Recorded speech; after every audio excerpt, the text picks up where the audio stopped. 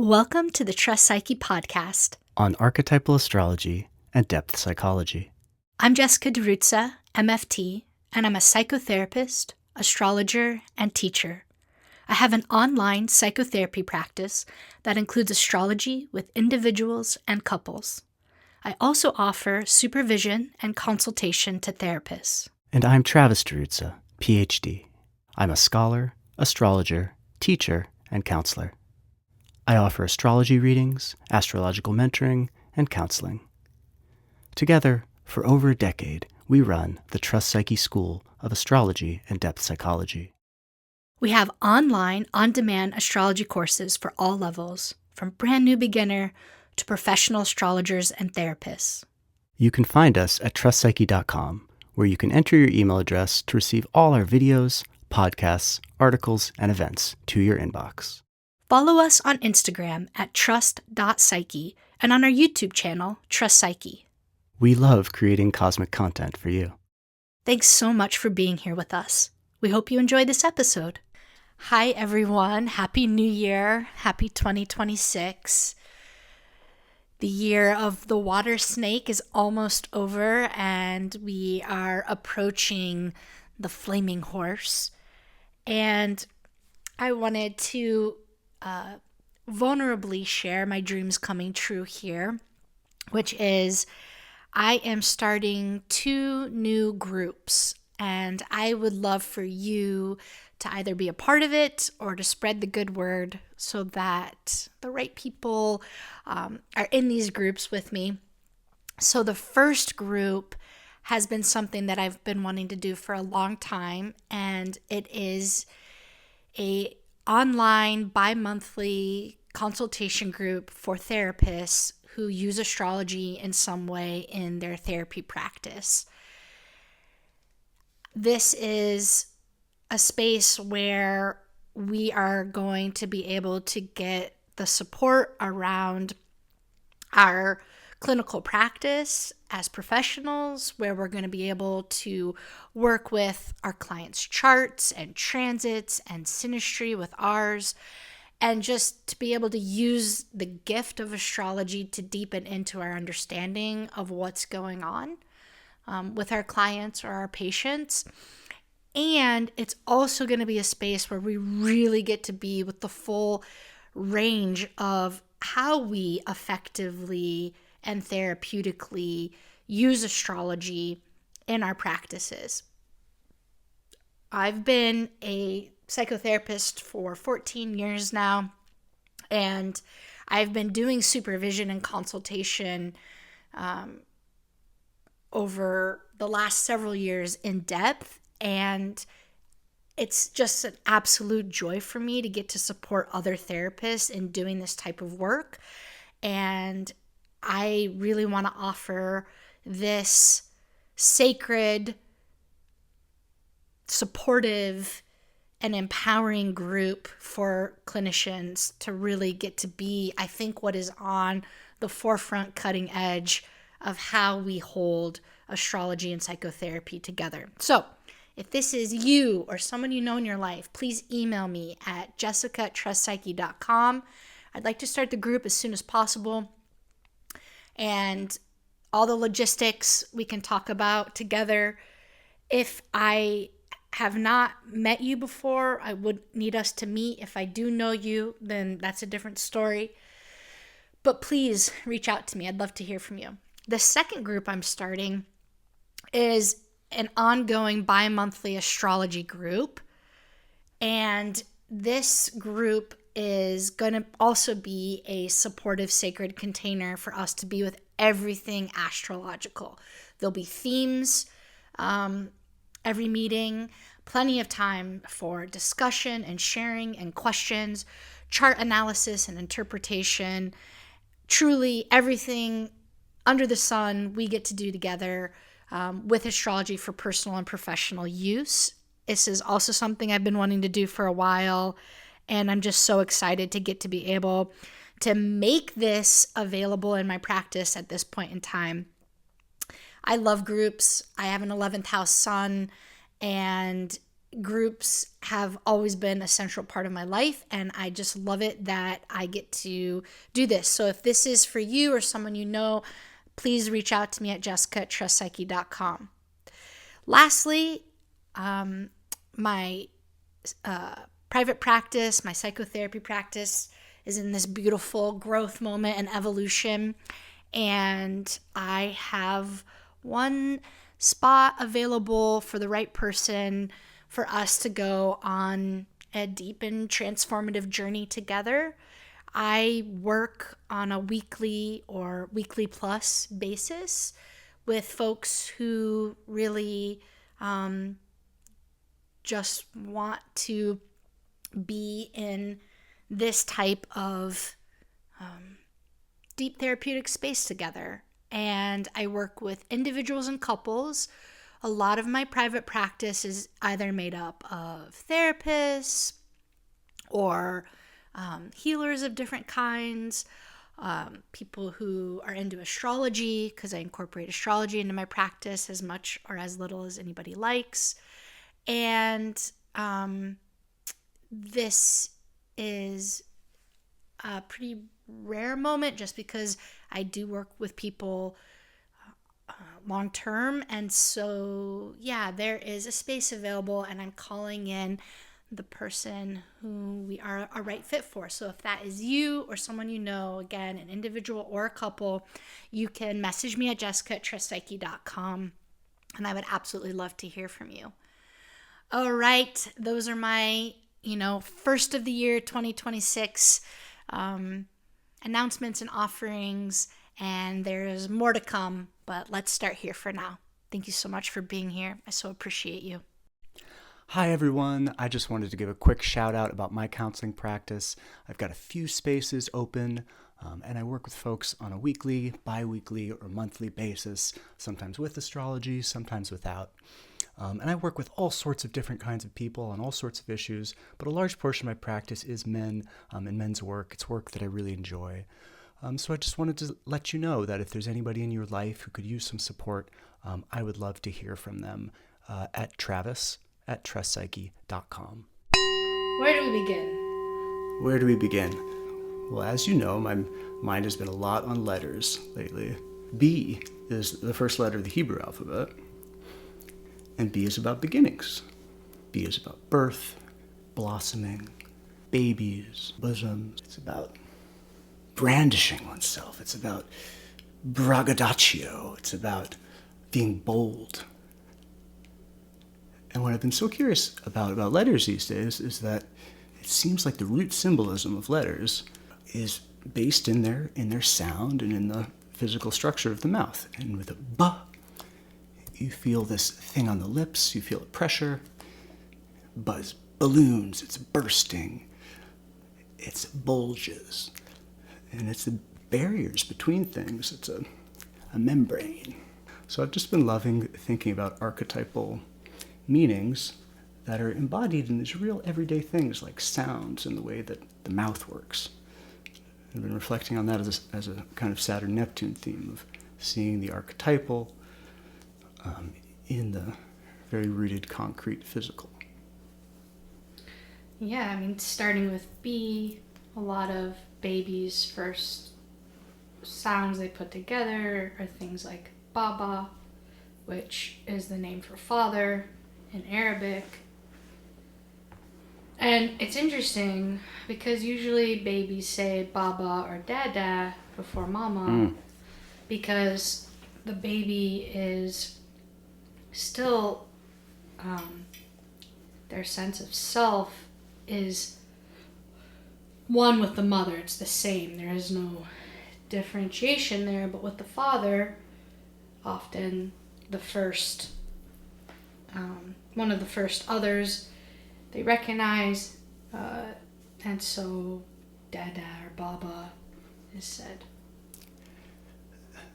So I think it's a really interesting intersection there because it's easier to pronounce plosives, sounds like duh and buh and puh, ka, that like shoot air through the mouth. we learn that sooner, we know developmentally, than nasals, like M and N and NG. And so there's a physical sequence, and you have to imagine at some point in time, those things started to get assigned. And that must have been an act of participation, in my opinion, in my speculation. And like, I wonder if we can see a remnant of like this archaeological linguistic remnant of the patriarchy, in that the first sounds that come out of the baby's mouth, of course, they must be referring to dad and not mom. Right. Despite all evidence and intuition to the contrary. I mean, most mothers report just waiting for the day where their child first says mama. And, you know, very recently, our son, Moby, who's 11 months old now, is doing it intentionally, not just making the sound, but actually asking for me. And, I mean, I died and went to heaven, you know, hearing that. After months of hearing Dada, what joy. Let's add it to the list. Let's see. You, as a woman, spend yourself in youth, and then you get to puberty, you get your period, you spend your whole life trying not to get pregnant until then if you decide you want to, and then that's a whole ordeal, and maybe you do, maybe you don't, maybe it takes a long time, and maybe you have some kids, maybe you don't, and then perimenopause happens, and menopause happens, and then you die. So let's just add Dada coming before Mama to that fucking list. It's hard being a woman. Jeez. The bestest, hardest thing. Mm-hmm. I really slow down and think about that sometimes. Like, what was it like in my past incarnations as a woman? What will it be like in my future incarnations as a woman? Yeah, you know, I used to hate it when I was young, when I was a little girl. I didn't really identify with it at all. And I didn't really identify as being female until I was about 18, 19 years old. Truly. And then at 20, I started to really embrace it. And I gave myself this challenge of like, what could my life look like if I really healed and embraced the feminine in me? And today, I love it so much, and my main priority for that part of me as a woman is to truly embrace and accept the out of controlness of the cycles of life and the waning and waxing, or the ebbing and flowing of energy through a cocktail of hormones that are 100% out of my control. It's a lot. It's a lot to manage. I loved this Substack that I came across recently that I shared with you. That was like something like the neurology of aging out of giving a fuck. And it was talking about, these big chemical changes that happen in our hormones and our brains, especially for women. And how something shifts, and there's like literally a biochemical reason why we stop caretaking as much as we get older, and in just a huge shift for women who are biologically geared that way earlier on. Yeah, and that seems to in part correlate with midlife transits. And I have to say, I officially, this past year, definitely within the last 6 months, am feeling that every cycle that I get my period the week before. It's like it comes out of nowhere, and I'm like, I do not fucking care anymore. I don't care.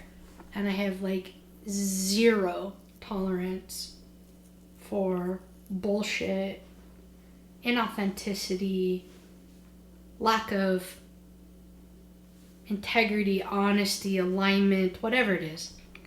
And I'm just like, nope. And I used to feel bad about that and guilty and, apologize later or, I don't know, try to edit it out or mask it. No. Not going to use my energy elsewhere. No thanks. Our energy is such a limited resource, and there's so many beautiful things I love to do with my life. And at this stage, I have zero interest in either efforting for others to do their part or softening the blow of other people's consequences. Like, not my job, either of those things. I have too many people who need me and I'm responsible for me to give anything else over to that, because, like, essentially what I miss out on, other than my overall mental health and well-being, which are primary, is my creativity. My creativity as a woman will be the last in line if I don't say no to all of that old caretaking stuff. Which, in all fairness, was a survival technique and is for most women. I mean, I really want to go there. The placating, the pleasing, the fawning, all of that are survival strategies to survive in this world, dominated and controlled and ruled by men.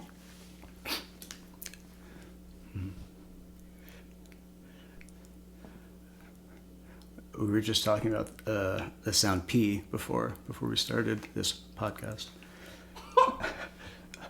But it was stepping out for me there because we've been having a lot of discussions recently around Virgo and the Virgin and the 6/12 axis, the way that the kind of Earth-Water duality there aligns a little with the feeling of Saturn-Neptune. You also get a kind of 12th house energy of Saturn-Neptune, with Neptune as the modern ruler of Pisces, but Saturn having its joy there in the Hellenistic system. The 12th house itself already carries a Saturn-Neptune energy and all of that feeling of self-undoing and hidden enemies. But this P sound was just jumping out at me because you were talking about, it's about pleasing, it's about, placating, it's about supporting, it's about being pristine, it's about being pure. It's about being playing along and pretending. Pretending. It's called pretend play. Super good at it.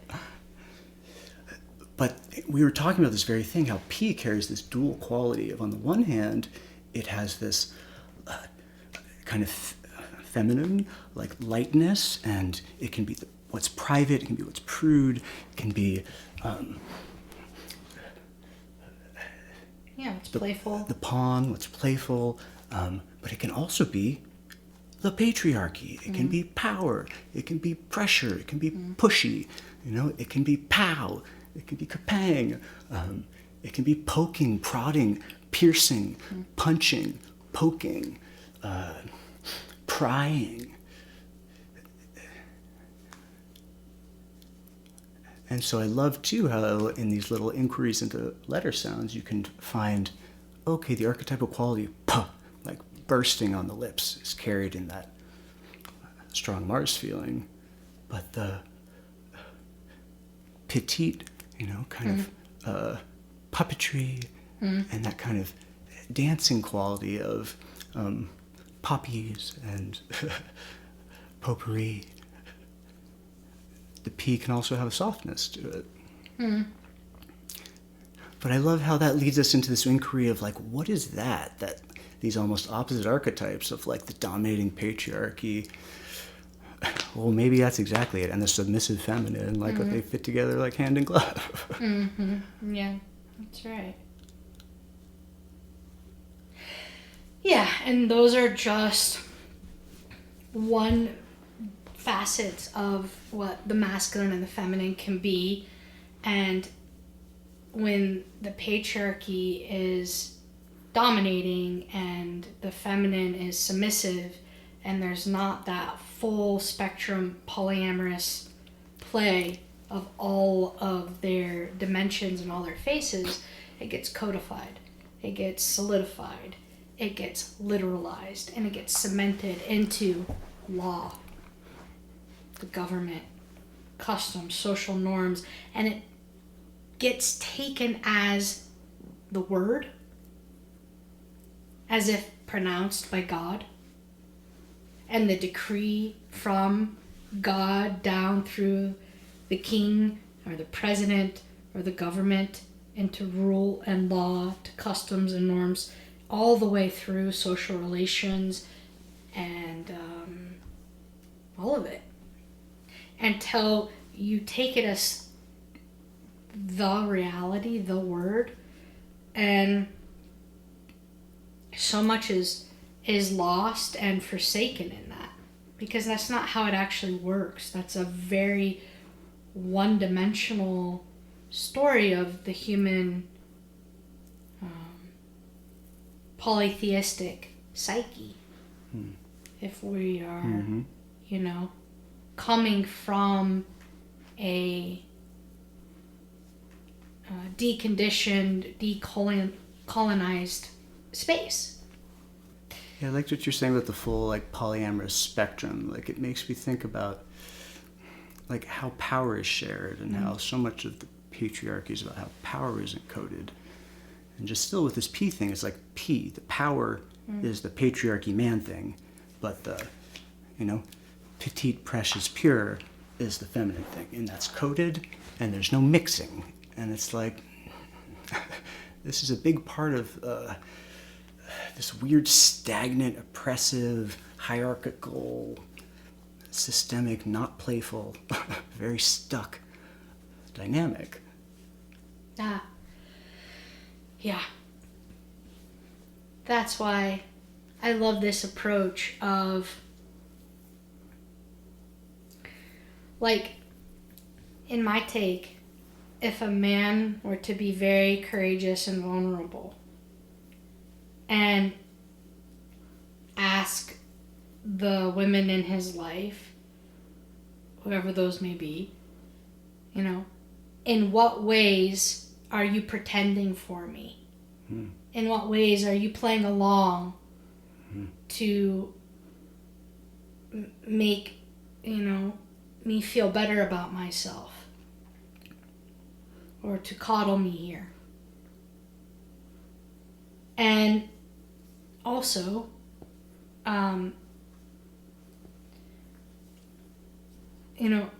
our, as women, adaptability to do something like please or placate is an incredible skill that I used just yesterday. It's not something that I personally believe in, baby out with the bathwater, you're healed and an evolved woman because you don't do that anymore. Fuck that shit. That's a honed ass skill. I will use that intentionally and consciously. I will choose to use that in moments that I deem necessary for whatever reason. And just yesterday, I did it to actually protect our daughter from someone in their own shame projecting onto her in a moment of their vulnerability. And I diffused the situation by totally playing into that person's shame and psychology in a split of a second. And it is my full right to do that as I deem necessary, but I don't want to live there. I don't want to live there with you. I don't want to live there in my home. I don't want to live there in my every day and with my children, but I will use that ability as I so choose as a either survival tactic or to smooth out social situations that I want smoothed out for whatever reason I personally want. Or as a gift and a support. You imagine someone's in hospice or somebody's having a real hard time. And they need somebody to come and see them and support them and make them feel good. And to show up, as the person who can tune in to just what someone's needs are, can be a really kind thing to do at a certain moment. when you so choose, as you so choose. Yeah, I mean, I think on that level, it's like attunement as service, as either an act of love or, an act of work or an act of service. And like, to me, what that all comes down to is I'm choosing to provide that. Mm-hmm. This is not a given. Mm-hmm. This is not just, I am woman, therefore I do this. Yes. I choose to do it or I choose not to do it.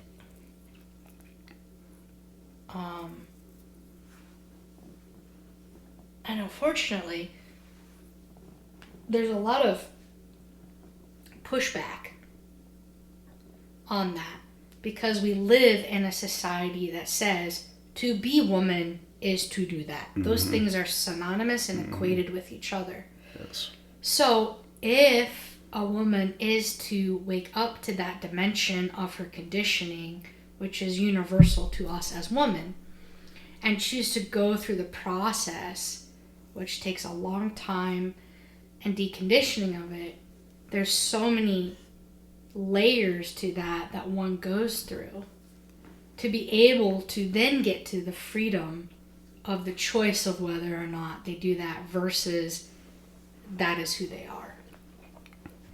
And men have their own version that doesn't have to do with this. It's different. It's different. Yeah. I guess a lot of what's coming through right now is the Mars-Venus conjunction in the sky. It's super tight with the sun being highlighted in Capricorn, but Mercury's there now. So we're talking about it, we're analyzing it, we're discussing it, It's here in this dialogue, it's very present. The relationship between man and woman, the relationship between masculine and feminine.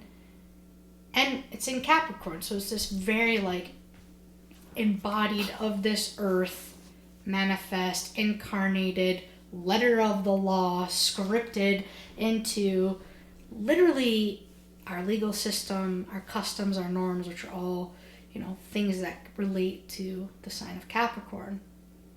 And that whole stellium is opposing Jupiter in the sky, which is currently at its brightest because it's opposite the sun. And so it's really amplifying this whole, relationship between us. Okay, I see now why in the Judeo-Christian context, God is man. It finally just clicked for me. Because when we look out, the first thing we see, something that's other than us, it's the same as the way we see Father, Baba, Dada. And we say, oh, God. Creator, you are man. Because we haven't yet woken up to our own divinity of creation, the creatrix, of the feminine, the divine, the goddess. And so the first thing we see is the same thing the first thing the baby sees and names. And that's where we've been at. Oh, that's great. Yeah, Dada. There's a division. There's a separation, the duo, the decimal, the thing that separates. And, right, in human development terms, in the narcissistic phase, everything is baby, and mom is certainly baby. And yet that embeddedness in the creatrix, in the feminine, in the thing that nourishes and sustains, is seen as self. It's not until this separation, division of the father, of the Dada, that you could conceive of a God that's separate than you, rather than your own embeddedness in divinity, like you're saying. Right, and if we take this as part of the verge of the unfolding of the divine and the cosmos inside of incarnation, that in a way, it's like it's set up this way where, between nous and physis, it's like the divine light gives birth to creation in the material form, forgets herself in the process of incarnating, and then creates the division of the other in order to come into relationship with something other than herself, which is her creation, but then also becomes her partner in the co-creation, and that she delights in this. But through a certain phase of it, this is like the version we get. Yeah, I like this image that you're evoking of like the creator goddess. It feels like Sophia, and then like creation as this little boy. Kind of, who doesn't know and who's kind of skipping about merrily. And I mean, there's really something about male and masculine, if you slow down and think about it, that's secondary. The famous book, The Second Sex, and all the ways that we think of what it's like to be a woman, and it is in the patriarchy.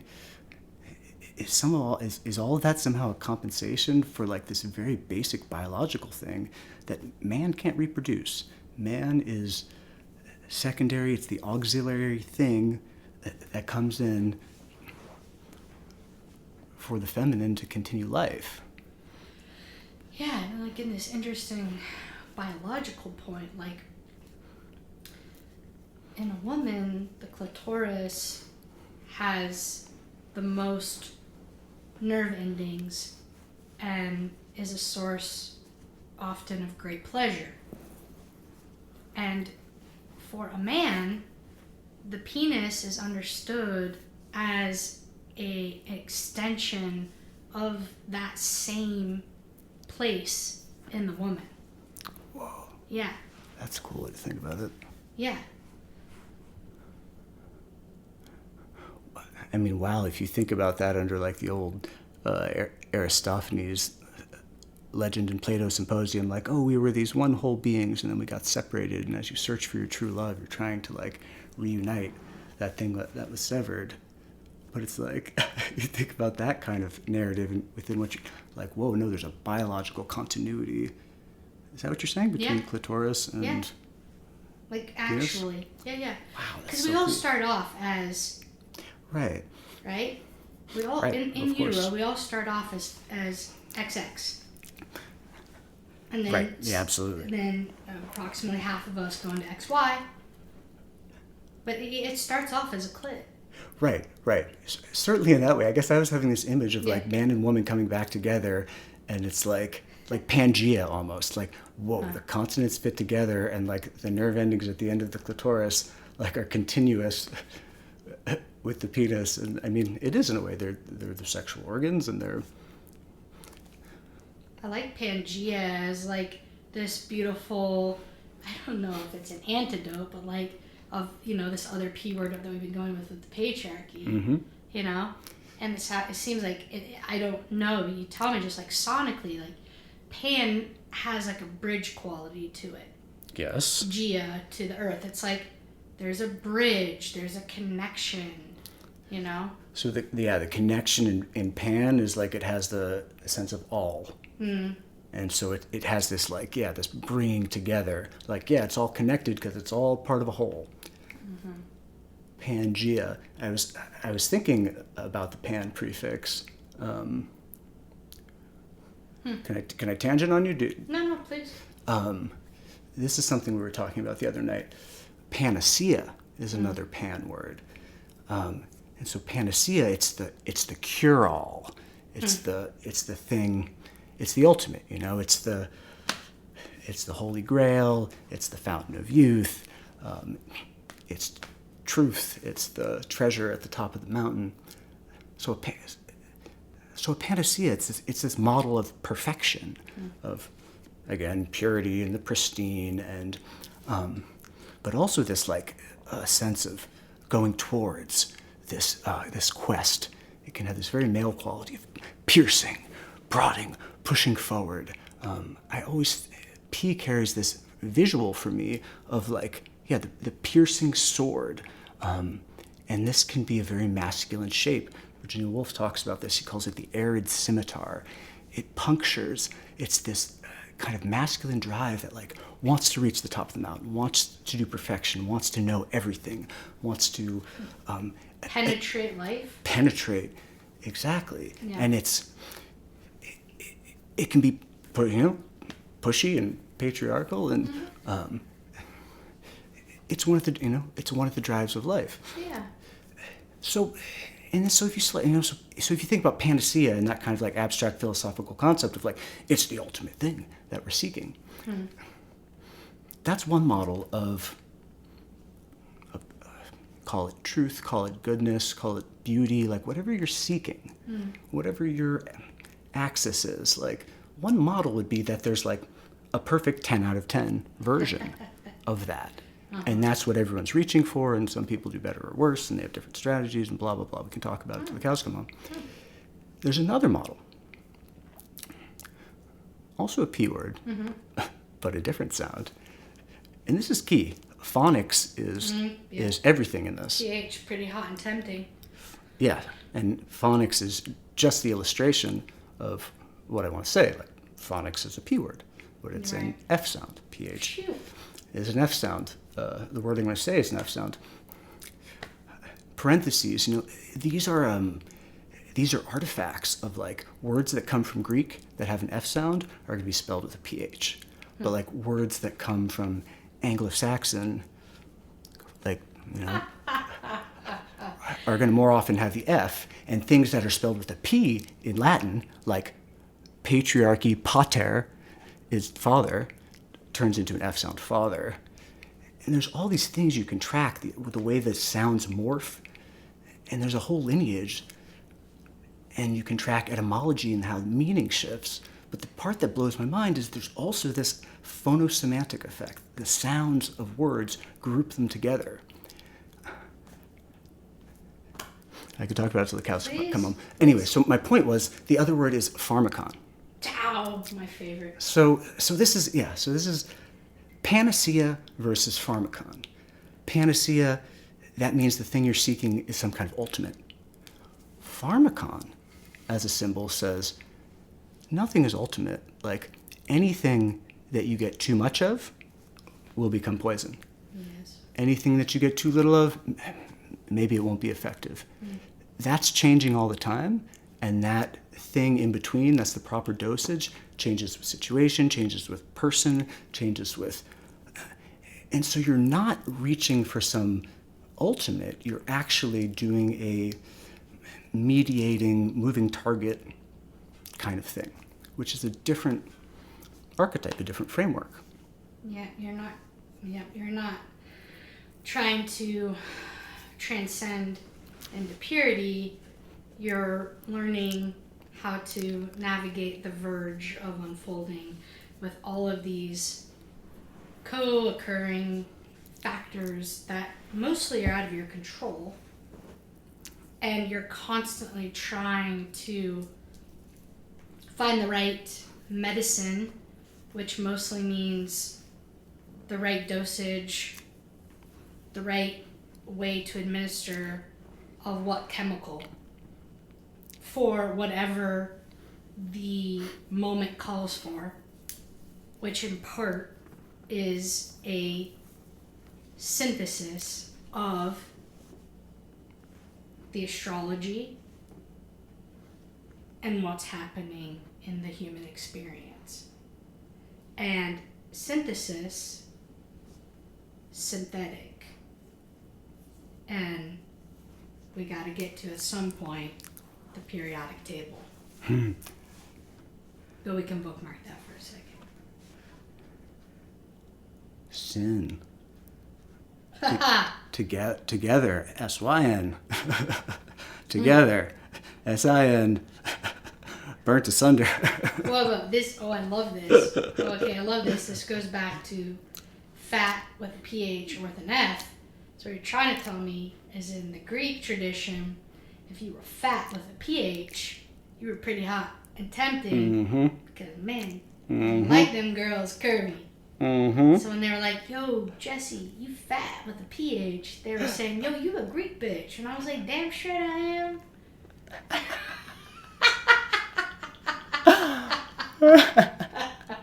Yes, that's right. My ancestry DNA says I am 50% from the Mediterranean regions, including the area of the great philosophers.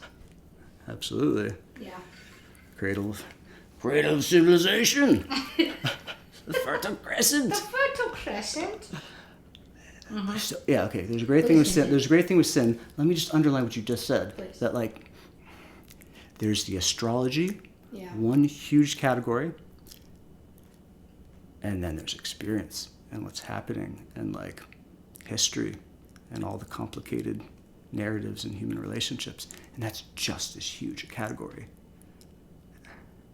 Yes, You know, I think one of the pitfalls sometimes is we get so into the astrology and the symbols and like what we're getting from that side. Like, it's strange to say, but like we don't pay due to like experience. Like, there's certain rules that are set up by like the person in question happens to be your brother who, you know, is divorced and has a drug issue, and like. Yeah, you see some of that in the astrology, but it's very specific to the circumstances and the relationship with mom and da-da-da. And that's like just as big a part of it. And, you know, how your relationship with him has been for these years of this incarnation. And, I mean, past lives too, but even that's like more like astrological. It's like, no, what's actually happening right now? What's on the ground? What is the embodied Saturnian side of this versus the archetypal Neptunian side? Right, so then like if we could play with that for a moment of like Saturn in the material manifest world, you know, let's go back to like matriarchal consciousness and this idea of Demeter. Like Demeter is the grain, right? Yes. There's not a correlate, it's embodied in the flesh, in the material. And so matter, mother, like is the divine, but and so like in this case Saturn, the human experience, what is actually happening on Earth in our human story through all the things, biography, karma, human relations, space, time, all these things. But the astrology, okay, so that was Mother Earth. The astrology is like, in this example, like Father Sky. And we're looking to it for like this guidance and reflection that is to divine and make sense of and meaning to what is happening to our experience here. Yeah, it's like you peer behind the curtain for a minute, you get like a glimpse of the blueprint or the screenplay or whatever, you know, analogy you want to use. I love that movie, The Adjustment Bureau, that was based on a Philip K. Dick book. And they just dramatized in this crazy way that there was this big plan and there were like maps in the spiritual world of what God had planned out for each person. And there was the Adjustment Bureau, these angels that came in that were like, it's got to go like that. I got to adjust this. I got to make sure that and spoiler alert, turn it off. How many years ago did this film come out? Oh, decades. Yeah, no. I think it's legal at this point, but actually that's very kind of you. Matt Damon, Emily Blunt. it's a good one. I love that film. Yeah. And I love Philip K. Dick. And it feel, you know, they dramatize this whole thing of like a fatalist mechanism underneath the surface, but then at the end, like Matt Damon and Emily Blunt fight against it so hard that it's like the big guy upstairs decided to change the plan, and that you guys ought to get a shot since you want it so bad. Ooh. You know, and it turns out, oh baby, I love that. Reality's flexible. And like, yeah, there's like deep cosmic archetypal undercurrents that have been like echoing and planned and rebounding off each other for eons, like ages before you were born. And you think about this solar system and that the meaning is still carried in it, and there's latitude and there's free will, and the experience has its own quality that transcends the astrology, and that brings its particular fatedness and poetic justice and willpower and choice to the drama, and it brings it to life. What would it be without that? It wouldn't have any flesh. It would be a ghost. There's latitude in the lattice, which makes us laugh. L, it's a liquid consonant. It's like planes and level, and it's interesting in those examples before about woman of pleasing and placating. It's not totally fair, because when the L comes in, it softens the punching plosive quality of the P, you know, and it makes it plain, it makes it pleasing. And you hear it, you hear that softness. That's much different than punch or pop. So lovely. And so then all the letters recombine like that to carry these like interesting combinations of archetypal meaning in the words. You're taught in like, I haven't studied very much linguistics, but you know, you're taught very quickly in cocktail party linguistics that you learn at a place like Columbia University that like, no, you know, onomatopoeia is a very isolated phenomena that only pertains to words like pop and bang and kapow. But otherwise, sounds don't carry meaning. The meaning is arbitrary. Because if you look at a word like dog, which means the animal, and then you look in French, chien, they have nothing in common. So like the sonic quality must just be arbitrary. I believed that for many, many years, and my mind was somewhat recently changed. Your mind was blown. Was blown open. Because that really makes a big deal. Like people like Derrida, who I deeply respect, but whose metaphysics ends up creating this like uncertainty about what anything really means. He anchors a lot of his thinking in the linguistics of Saussure, who says that the signifier is arbitrary. Dog or chien like doesn't have any essential connection to the animal. And this was taken as gospel for a very long time. But the metaphysics that produces, if something's arbitrary, is one of uncertainty, and that there isn't like a deep connection of meaning between language and sounds and actual objects. But this version, Margaret Magnus, fabulous linguist, there does seem to be a meaning that's attached to consonant sounds, and that roots them in these kind of things we're talking about, that P has a power because it pops in the mouth. But L is soft and level and liquid and smooths that out a bit. And that suggests a different kind of metaphysics where there's essential connection between things, that different levels of meaning resonate with one another, are in sympathy. So that prefix sim is the same as when we were talking about before with synthetic. It means together. Sympathy means when you're feeling, pathos, together, that, if everything breathes together, everything feels together, there's a cosmic sympathy.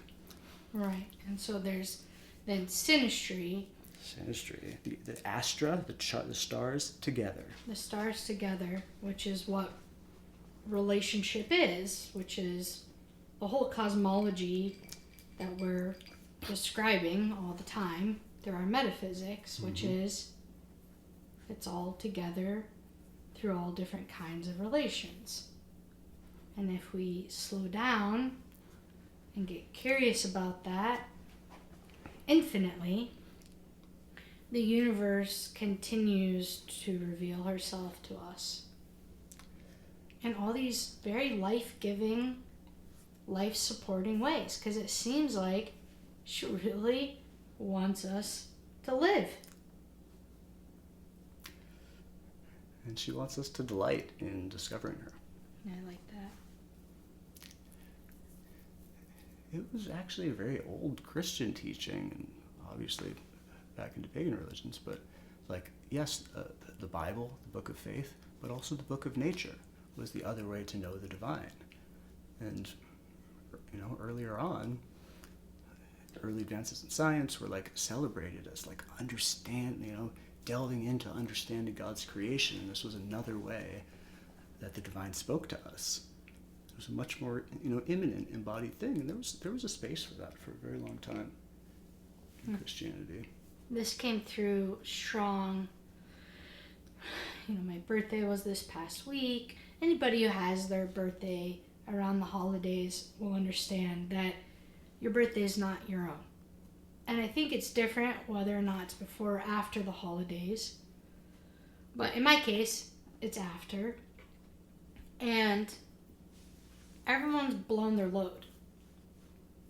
And multiples of them, and they have nothing left, and nor should they. And, for my whole life, I was like, come on, I love birthdays, I'm special, celebrate me anyways. And this year, I got a hint, and I said, why? Why go against the conditions present? And how about you pull up the solar return chart of your birthday, which I technically didn't fully believe in until this year, which, don't tell anybody because I've been reading solar return charts for 15 years, but literally, I was like, let's give it my best shot. I now believe in them, but maybe not in the way you think. You're pointing at me, so you go ahead. No. No, yeah, it's okay. What? Oh, no. What? I was just cheering you on. Oh, you were? That was like, hey, you go, girl. Oh, no, it was, my side thought was the thing you said about solar return charts as divinatory moments rather than... Yeah. I was like, you know what? Can we, for God's sake, just do this a different way this year? It never works out the way you want it to. Nobody has the energy for it. So I busted out the solar return chart, and I was just like, all right, I'm going to take this as a form of divination. I'm going to use it as an experiment and say, if I take this seriously, and this is trying to, it can, if I so choose, for it to communicate something to me through my participation, let's see what my birthday could be. I think it's super interesting to think about, okay, it's like, so what we're saying, the solar return moment, okay, it's fixed. You could look at it decades in advance or, yes, right. or past. Right. And I think both of us have had some trouble getting on board with it as that kind of astrological phenomena in the same category as a transit, as a personal transit. Yes. And I think what shifted that you kind of pointed attention to this birthday was like, yeah, what if we think about it in a different category? And it's a little bit that because it's a fixed moment in time that's totally identifiable to the second. Yes. But what if we treat it as a divinatory moment and like you think and get intentional about the moment you first look at your solar return chart around that birthday, you turn it into a ritual and you open it up to being this divinatory moment. I think that's a really cool way to think about it, and I think it really it shifted my relationship to how the solar return chart felt to me. Mm-hmm. And I felt like I could see more. I felt like I could read more in it, and it opened itself up to me a little bit more. Because I believed in it more. Well, but the lens changes, right? Yeah, it does. Because you're coming at it from a different perspective. And once that happens, different things become possible. And when you try to fit it into, the personal transits thing, it doesn't quite work. And its intelligence is more veiled because of that. Yeah, I'm excited about that moment because I feel like it helps me to reflect on something that troubles me around, like trying to take in Jeffrey Cornelius's work. Yeah. And this assertion that the moment of astrology is divinatory. Love the book. Blows my mind. Awesome. And, like, when I really sit with that, I'm like, it feels too full-blown. Like, it's not all just divinatory. There is a clockwork, predictable thing about the timing of personal transits, certainly, that isn't just divinatory. Yes. But, like, the way he pushes back against Ptolemy, and, like, he helps me to think about a lot of things that make more metaphysical sense for me. But I feel this need to try to think in between the divinatory and the clockwork. Right. And this feels like a kind of cool moment where I'm like, oh, it feels like both at the same time. Yeah, it's this cool, like, Saturn-Neptune moment with this kind of spiritual maturation with the astrological and metaphysical worldview that goes with it during this current Saturn-Neptune conjunction. Right now at the end of Pisces, getting ready to go into Aries, thank God, praise be. It's this question here of the difference between the divinatory and the clockwork. In the sense of divinatory, like pulling tarot cards, throwing bones. I got a past life reading once, and I was told that I was the one in the village who divined through things, including bone throwing. I was a bone poet, and I didn't even know it. Bone, thugs and harmony. I'll meet you at the crosswalk. Oh my God. Yeah, this is a whole other spiritual practice of Saturn-Neptune. Is like, I'm getting better as I get older with these moments of loss where I'm like at a loss. Or like, I used to think, figure it out, wait some time, get a consult, I don't know, all the things. And yes, but like, I'm like, or turn it over to the angels, turn it over to the guides, turn it over for that guidance and support. And I was at a loss with like, what is this birthday? What's the meaning of this birthday? 39, it's before 40, like, in case none of you knew math, and new numbers. And, I was like, I don't fucking know what to do. So I was like, what if I pull up the solar return chart to divine me as a source of guidance into what to do as like a ritual act of the birthday versus me thinking I know what it should be or making a plan for it. And so I did that, and it was actually, it's a vulnerable moment. I don't want to go into what the birthday was, but I will say this. It was the best birthday of my life, and I do not say that lightly. It was the most meaningful, and I think a lot of that was because I, through the guidance of the astrology, was able, to the best of my ability, to put down what I thought it should be versus what it wanted to be.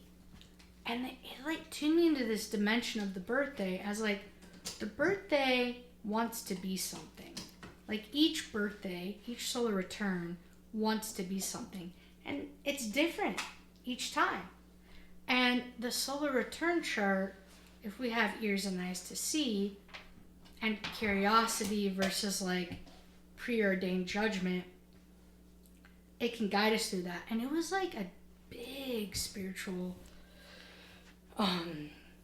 test and growth for me to do that in this birthday, because it was like essentially all my Achilles heels wrapped up into one gift, and the invitation was like, if you just try it, you want to see what could happen?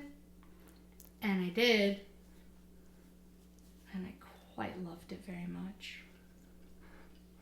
I thought you were very graceful in the whole process. I thought it was a really deep one because it's like a birthday. You've got a preconceived notion. You've got a plan. You've got an agenda. Your ego thinks it's supposed to go a certain way and wants to do something. With a birthday, a lot of times, it's big, and you happen to be an extrovert with Jupiter, Mars rising, and you like to go big. Whoops-a-daisy. And that's your, and that's your right. And you've rallied that for so many birthdays. We've rallied that.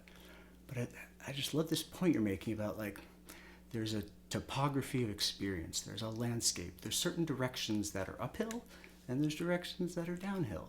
And that's not up to you. That's like part of what you encounter. And part of how you participate with that is like you can make decisions, differently on what's presented. And where your birthday falls in the year is like an inherently kind of like uphill situation. It's an unbirthday. It's a what? An unbirthday. It's an unbirthday. Yeah. Absolutely. And if I make it... Or it's a forced birthday. Yeah, if I make it contingent on other people making it what I think a birthday is, I'll be disappointed. Yeah, or making it the same as other birthdays that you see at other times of the year. Yeah, like yours in the height of summer. Yes. Yes, yes. It's a nice time to be born. At the summer equinox? Yes. Yeah. Lucky bastard. What can I say? No, but yes, and? And yes. Yes, and. Well, yes, and. Yeah. You chose your chart. It's exactly what you need. That's your fucking medicine. My medicine's my medicine. Tastes very good. Thank you very much.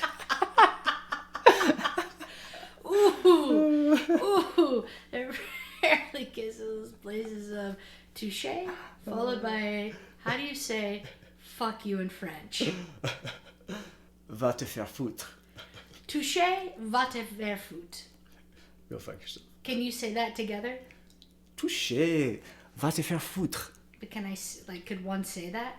Yeah. No one in France is saying that, but could one? Touche. Touche is not really a French phrase that's used. What? It's more of an Anglicism. Oh, don't pop my bubble. I don't have many left. God damn it. Really? No one's saying, on God, touche, and taking a white glove or some other color and slapping at someone across the face. I'm going to go to Paris. I'm going to get a multitude of colored gloves in my back pocket. When I don't like what someone says to me, I'm going to say, touche! And slap them. Oh no, they'll love you. Oh yeah. Make sure you wear a beret and a white and black striped shirt to go with your pants you were wearing earlier. Make sure you wear a beret, be a mime, eat a croissant, and go to the Louvre. No, I'm just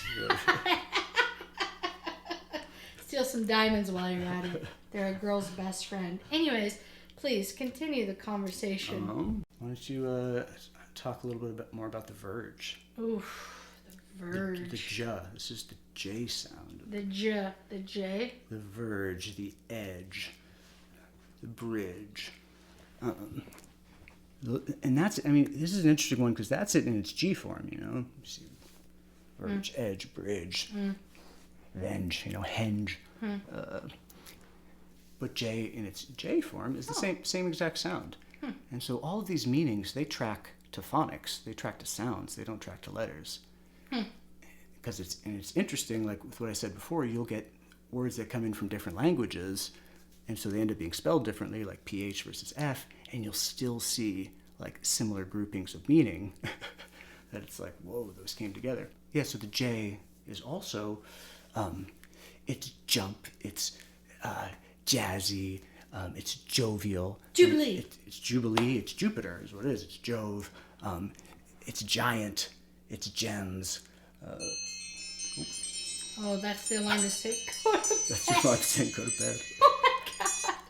Tell that thing to be on a snooze patrol on the time of our lives. Oh, no, but you were saying something so good there with joyful, Jubilee, Jupiter... Jessica, join, but also like jester starts to take on that meaning of like Jupiter as the joke. There's this fun aspect that goes over into silly, and it's funny. So this is like another example of where you see two letters. So J and F kind of group together in this funny way, because with F you also get like fortune, and the most recent thing I was thinking, the fool, this jester kind of character, and it's like fun, friendly, fabulous, free, final, fortuitous. You get all these positive ones that also have this kind of Jupiter quality. Yeah, just another example of how you see the same archetype showing up in different sounds.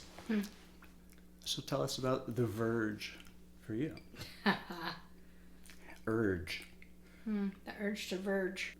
God, it's so deep and complex. I'm like, what's the entry point of that? Ooh. Well, this is also connected to the Virgin and Yes. Virgo. Yes. We've been talking about this V, like this is more of the vibratory than Yes. the like vital. Virgo, I don't have any planets there, but it's the ruling sign of my descendant. And if you ever heard me talk before about the descendant, there's actually a really good YouTube video on our channel. And like the psychological understanding of it is like it can show up in a Jungian sense as an inferior function. And that is 1,000% the case for this Pisces rising. In this solar return chart, to my great dismay, but ultimate jubilation, Virgo was rising with the moon there and the south node. And I said, oh, yippee-ki-yay, motherfuckers. It's going to be my birthday, if I ever did had one. This is a classically difficult position for Jessica every time the moon goes over it. But it's very curious because it happens to be my rising degree as well. I guess. We're medicine. Well, what do you know? Pharmacon. And so, yeah, literally every fucking month when the moon gets to this certain degree in Virgo, fucking sucks for me. I don't know what else to say. And when I saw this for this solar return, I said, oh, motherfucker. I was like, all right, I'm going to Samuel L. Jackson this shit. I don't even know for sure what that means, but I'm going to do it. And it was just like this. Please, God, I cannot go on one more month where I fear this placement for what's going to happen. Let's transmute this. Let's alchemize it.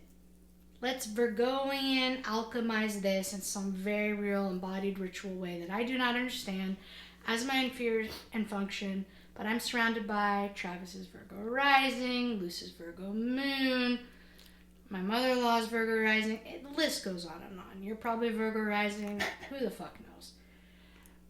And I was like, all right, well, that means that I literally need to relinquish control because it's my blind spot, as the inferior function is. It's underdeveloped. I don't understand it. If I come in with the perspective that I do, then I'm not going to get its medicine. And Pharmacon says it's the relationship to the medicine that decides whether or not it's a poison or it's a medicine. That's it. That's the difference. In a nutshell. But in embodied earthly realm reality, that's a much harder thing to do. So I decided,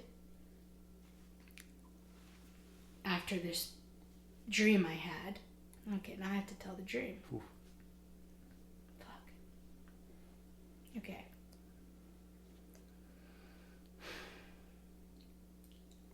I'm born with Mars square Neptune, Mars and Pisces in the first house, and I've had nightmares my whole life. And I lucid dream, but I also have a lot of hypnagogic dreams. And it's mostly painful, not fun. And this night, last week, I was having this experience where I was like in a hypnagogic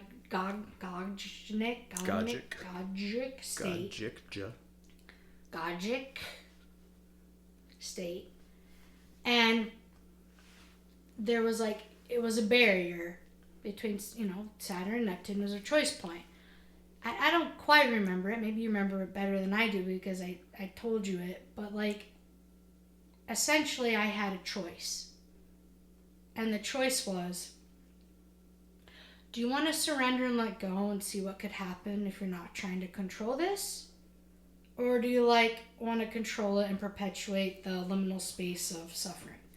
I was like, well, when you put it that way. And so I said, fuck. And I was like, and I encountered this threshold and was like, oh my God, what if I die? And my fear is always if I surrender, am I going to stroke out? Is this it? Is this what the fuck is this? And it was like, just go with it. And I was like, all right. And there was this white light and it was coming towards me. And it was this choice point and it said, if you just let this white light enter into you, you'll see what happens. I was like, oh man, my worst nightmare. I was like, let's do it. So the white light came in and it was like a speeding bullet train. And then I became the white light. And then the white light and I were one. And it essentially encapsulated the verge, which was, if you trust in the rightness of every unfolding moment, instead of trying to control its present, past, or future, or think you've made a mistake, or have regret or resentment for where you're at now, and you allow the totality of the nowness to be the thing that unfolds to the next, you will always be where you need to be next, no matter where you're at or where you're going. And I was like, oh, motherfucker.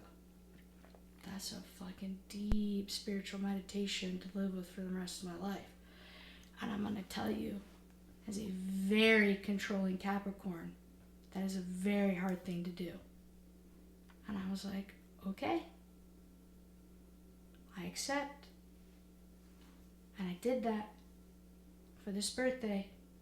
And I'm still doing that for this birthday. And it was the best birthday of my life, with many roadblocks, many things to let go of, many things to forgive, many things not to control. And I kept doing it, and I'm still doing it. And somehow I've arrived in this really cool podcasting moment with you. So thank you for being a part of my Verge. I took a lesson from the Just Play book, and I said yes. I stayed with what was, didn't think too hard into the future of what might be challenging or go wrong every time you try to set up the tech to do a podcast. Oh my God. Especially when it's late at night, you have to sneak into your sleeping child's room. Jesus Christ. But, yeah. Wow, I mean, the faith delivers. I've loved this moment. But you have to have it. It's like, just like you can't fake a near-death experience, you have to actually die for it to happen. Like, you can't fake faith. You have to actually let go of the control and allow the doubt, Saturn, to come in fully. It's this polar experience. It's a Saturn-Neptune experience, right? Faith inherently encompasses doubt, and to reach that true deep place of faith, you have to be confronted by it and quake in your boots, fear and trembling. I'm going to tell you what's particularly hard about it metaphysically. It's very paradoxical, which is the rightness of this moment in its unfolding does not mean everything that happened up until this point was right. Right. Or even meant to be. Everything happens for a reason. No, it's not like that. It's everything happened. So therefore, we're still in it and it's unfolding. And if you choose to come back to the present moment right now and do the next right thing for right now, given what's happened, no matter how you feel about it, including that it was totally fucked up and wrong, or you didn't like it, or whatever, how do you still be in the verge of the unfolding of this moment from that moment to get to the moment that you're in right now, to the moment where you're going? Then how do you do that? And to me, that's the ultimate Saturn-Neptune jiu-jitsu. You know? Absolutely. This is so funny. I never reference Whitehead. I'm going to mess this up, so pardon me, Matthew Siegel. But it really makes me think of Whitehead, and each moment like becomes one and is then increased by one. It's like each moment takes in the totality of what was and then like does something else. But it's meaningfully connected to all that was. But that doesn't mean that all that was is somehow morally right or foreordained or something like this. But this moment of the verge where you're right there, where it's like, no, all of history is informing the moment, and the moment is like this wave that's surging forward. And if you can drop into that and deal with some of your control issues, Virgo issues. It's liquid through time, which is oh my god, it's so deeply metaphysical. It's hard to talk about. Okay, let's try.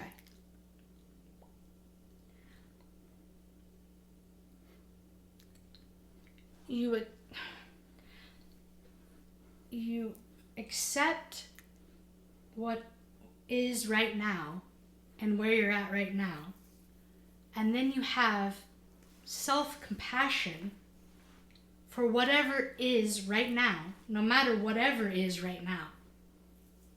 No matter how bad, no matter how good, no matter what your value judgment is. And from that place, in that acceptance, and then giving self-compassion, you become one again with the current unfolding moment of time from the Saturnian consequences of the past that are no longer actually present other than in this moment of the unfolding, that then you choose where it goes from right now. And that's fucking hard when you have feelings about things, stories about things. And you choose, but like also reality has friction, and yes. It has some things that have been decided or it's set yes. in some way, and you come up against that in your choices. Yes. You work with what is, right, versus the ideology or the projection of what you think it should be. Yes. And that's what, more than anything, this birthday taught me, was if, Jessica, you let go of all that, what is actually more magnificent than what you thought, because it's grounded in the reality of the verge that is unfolding, which is always more interesting and more human and more real and more relational and more incarnate and more feminine of the divine incarnating into space-time than your ideological pristine vision of this transcendent place outside of here that one day you will get to when you are good enough and deserving enough and all the things that in the meantime, until you accept yourself, you cause yourself and those around you a lot of fucking harm. It's violent. Here. Oh. I mean, I thought it was cool with your birthday too, the way that like the friction said, well, maybe you should consider being interior, Jessica, instead of this big celebration.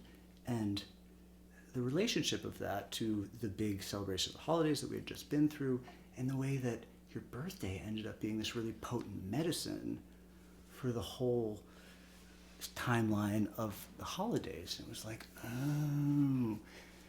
And that was kind of like a pharmacon moment, that it was like, oh no, like what you need is not what you think you need, but if you listen closely to the texture of reality, it'll give you some hints.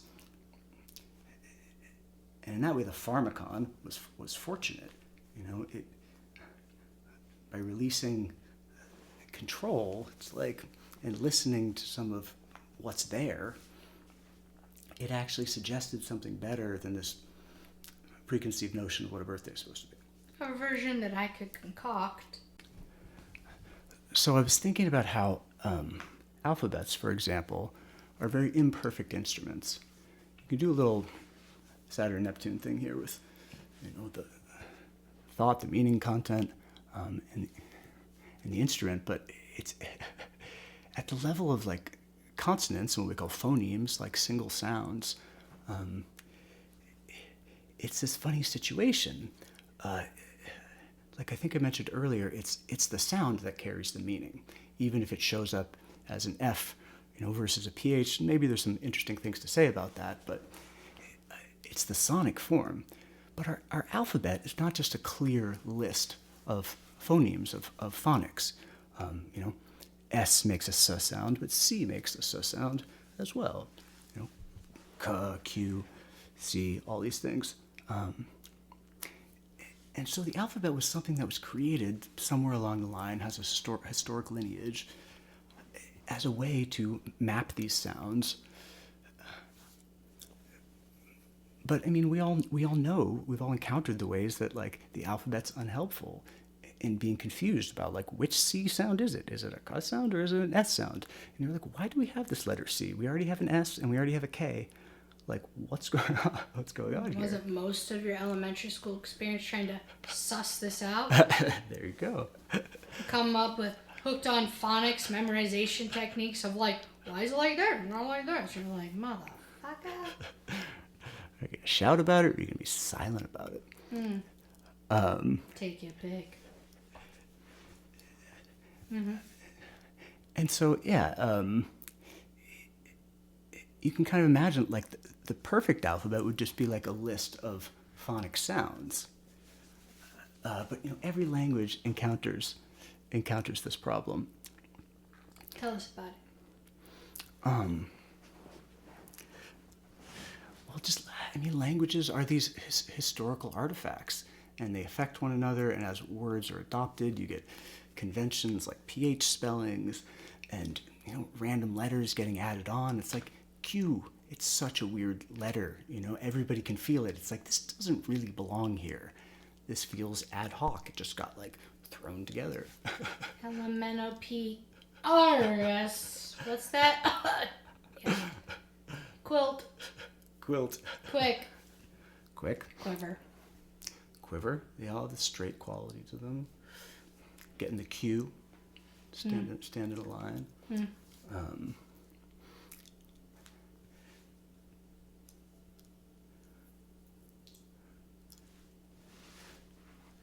So I was just reflecting on the Saturn-Neptune thing of like the things we use to measure and to convey meaning and to carry. Metaphor means to carry next to. Christopher means to carry Christ, the Christ bearer. Christopher Columbus in his latest letters was like starting to have this Jesus complex. Oh, good. That always works out well. I mean, everybody knows a Christopher who this happens to. All right, everyone. Can you think of him now? Yep. All right.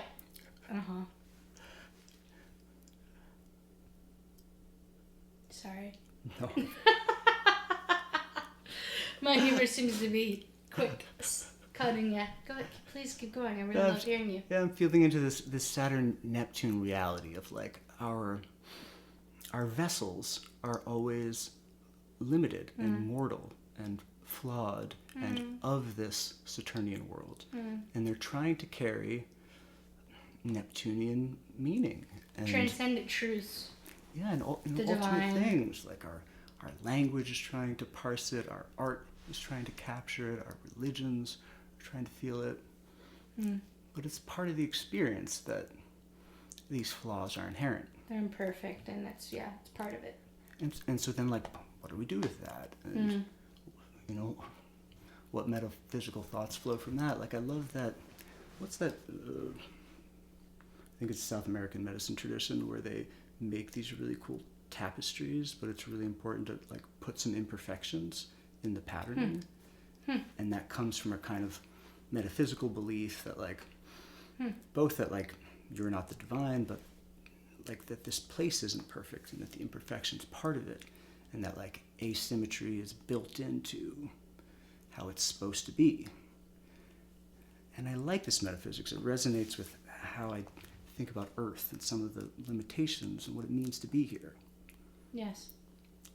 Very Virgo Pisces, Saturn Neptune 6/12, which is the verge of the unfolding of the imperfections of the human experience. And then if you accept that as part of the divine, you can make different choices, but mostly I think it's one of the main key features of alleviating suffering. And I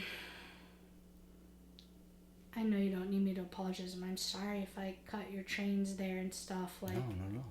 You know, We're doing great. We're coasting the surge together. My gesturing, but like this same thing with the alphabet and phonics and art and the imperfections and the interstitching of that also reminds me of the imperfections of time with like the calendar and like how we deal with the imperfections of time in our calendar system, which other than your linguistic phonics system of the archetypal realm of reality, one of your other special interests. I think it's dawning on us that maybe you are neurodivergent, who spends their time thinking about these things, is how to deal with our calendar in so many ways, including how we deal with it with the leap year and all that jazz. I mean, it's another great example of like the metaphysical thoughts that spring from certain imperfections that are presented. At first glance, it's like, okay, there's a seasonal cycle. There seem to be the same number of days that happen each year.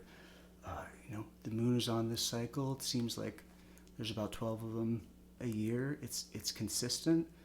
Light changes, temperature changes. Like you feel the tides change. You're embedded in this thing where there's periodicity, there's cycles, and the cycles recur, and they recur enough that like it actually starts to wake your consciousness up. Great late Plato dialogue where he's like, no, the cycles of the sun and moon and all that was put there to make us wake up, to number, and kind of like for consciousness to almost like to arise. That like the texture of the cosmos was made in such a way to teach us. And that like astrology has this like teaching function, book of nature, like it's imparting these deep archetypal periodic lessons to us about seasons and cycles and turn. I mean, oh my God, obviously Plato was autistic and having a totally philosophical experience based on the sensory. Okay, yeah, go ahead, continue.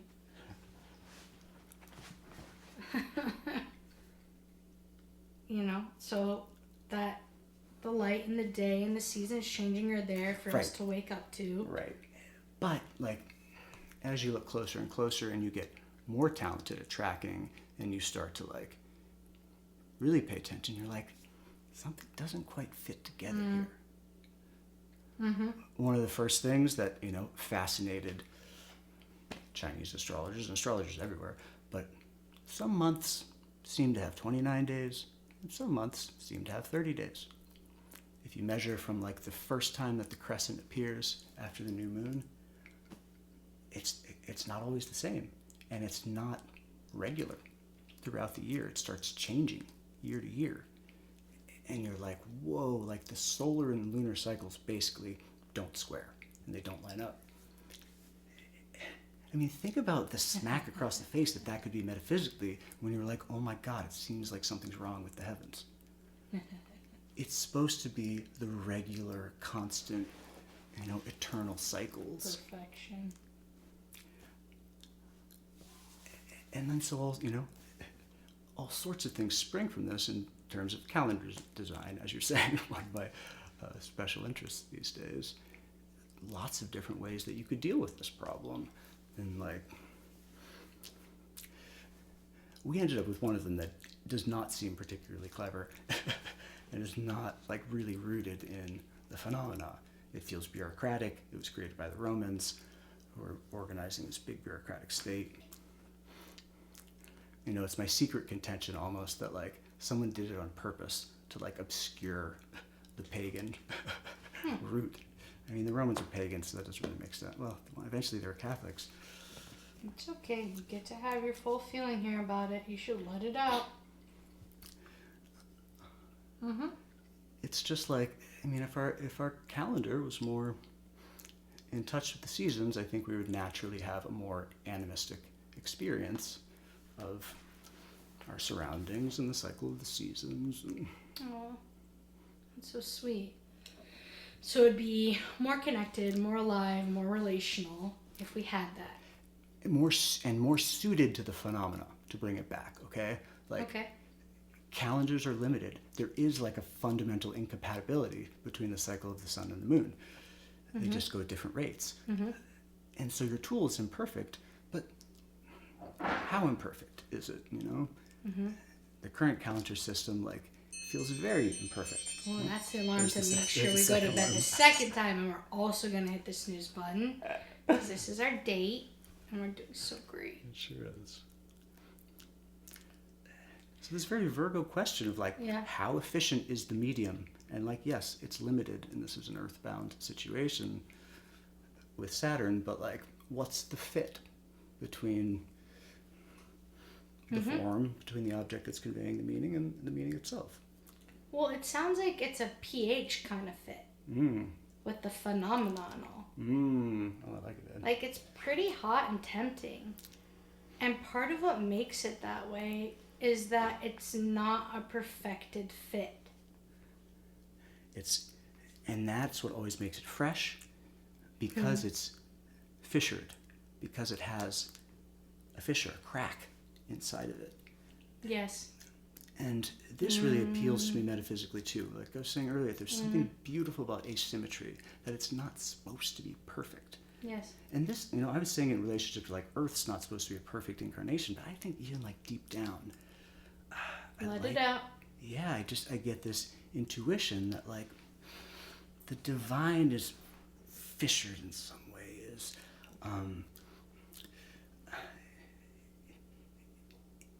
isn't this, when it comes full circle, isn't this pure, pristine, perfect Virgo kind of thing? Like, and it isn't just one. So it's very Neoplatonist to be like, God is one. The one is the ultimate. It's beyond all things. And that's the one like a point, you know, a single point. The tip of a spear that punctures, precise. But there's actually an earlier Platonic teaching that says, like, no, the ultimate thing is dual, is divided, is a relationship between two things. I feel like that, I mean, that's another nice example of it. It's like there's something split down the middle of it, and that makes it dynamic, makes it fresh, it makes it alive, and not,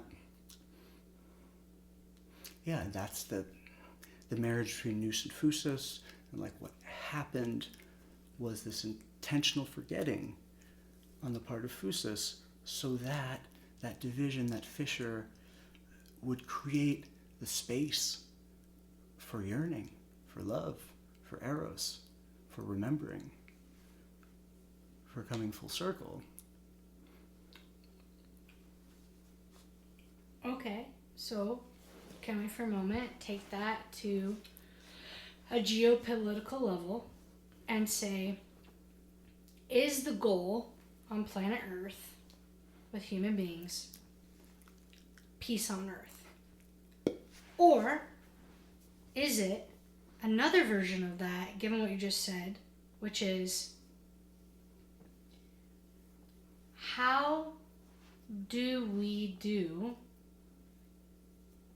interrelating, given that our differences and variations of all kinds are part of what the Earth experiences? Is it possible to have that not in some kind of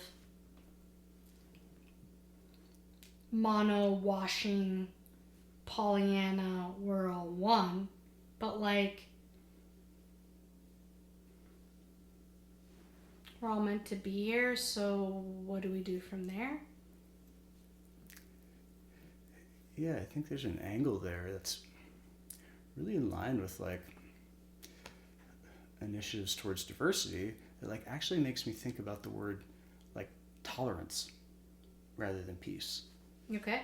And like that was a word that was used religiously, all the time. In the 1700s, founding this nation, it's like religious tolerance. Like you do your thing. Right. Like maybe the vision of hopefully like relative peace springs from that. But there's something about this vision of like we're all going to join hands and say kumbaya that feels. I don't know. It feels a little bit missing the point. Yeah, it feels a little bit contrary to what's going on here, and feels a little bit Pollyanna, and feels like this narrative of like it's all going to be okay in the end, and like I don't think we incarnate to then be reassured that it's all going to be okay in the end. I think like we come here for the friction, for the fissure. Yeah. Mm-hmm. And that maybe something like. We try to let bygones be bygones and try to be like, yeah, this is supposed to be like a crazy mashup. So like, maybe I just try to, I try to do what I'm here to do and like not cause too much damage. Yeah, like what if it's like, and I don't know if this is possible with like, total free will, but it's like, and which is never total, but it's like, we're all here, we all get to be here, but are there some basic principles of how we do that where we all genuinely get to do that without, and this is where I think it's just so complex and gray and messy, without controlling, harming, and hurting each other. And I guess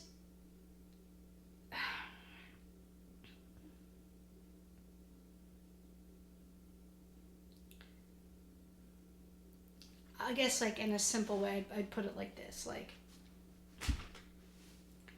almost every Saturday we go to our little village on our island, and when we go there, like we know of the people there, like we don't know each other, but like we recognize each other and we share space because we go listen to the same music, eat at the same restaurants. It's a small place, there's only 3,000 people, but like when we have these encounters, like, for example, with the quote-unquote mayor, it's like,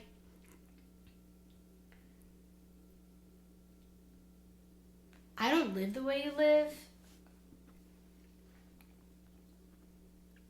I don't like the way you live. But, like, you get to live that way. And I get to not like it. And when our paths intersect, I say, it's pretty simple.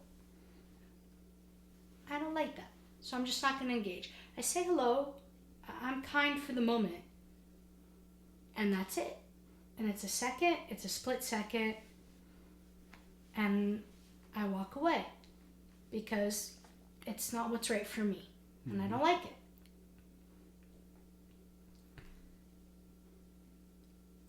And I'm not saying we need to solve these problems right now, but it's like, how do you metaphysically map what we're saying onto the earth experience of then like what happens when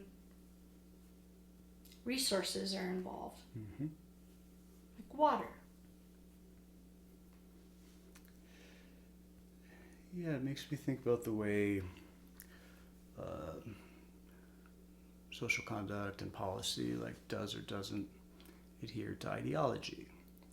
And like we've had a very interesting experience living in Florida for some time, and really feeling the mismatch between the ideology that people would check a box and say that's my party or these are my leanings, and like how they seem to show up at the world.